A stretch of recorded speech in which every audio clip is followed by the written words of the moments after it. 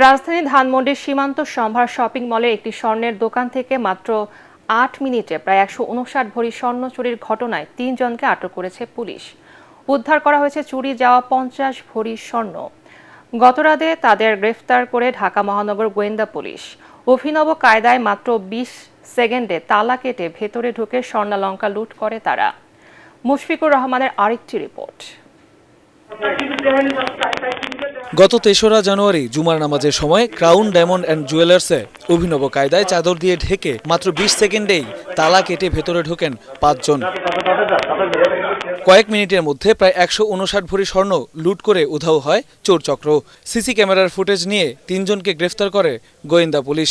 উদ্ধার করা হয় লুট হওয়া কিছু স্বর্ণালংকার। কুমিল্লা জেলার একটি জুয়েলারির দোকান হতে ২৮ ভরি ১৪ আনা চুরি যাওয়া স্বর্ণালংকার এবং ২১ ভরি ১০ আনা চুরি যাওয়া স্বর্ণালংকারের গলিত স্বর্ণ উদ্ধার করা হয়। এ পর্যন্ত ৫০ ভরি ৮ আনা স্বর্ণ উদ্ধার করা হয়েছে। শনিবার রাতে অভিযান চালিয়ে তাদের গ্রেফতার করে ঢাকা মহানগর গোয়েন্দা পুলিশ। গ্রেফতারকৃত আসামিরা আগে থেকেই এমন চুরির সাথে জড়িত বলে তথ্য পেয়েছে গোয়েন্দা দল। সঙ্গে এমন ছিনতাই চুরি কমাতে নিজেদের তৎপরতা বাড়ানোর কথাও জানিয়েছে পুলিশ।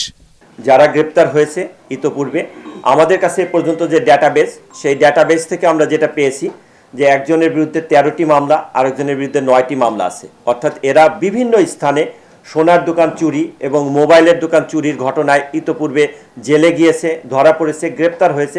এর বাইরেও সাম্প্রতিক খুন ছিনতাই সহ নানা অপরাধের সঙ্গে জড়িত কাউকে ছাড় দেওয়া হবে না বলে হুঁশিয়ারি দেন পুলিশ। মুশফিকুর রহমান, এটিএন বাংলা, ঢাকা।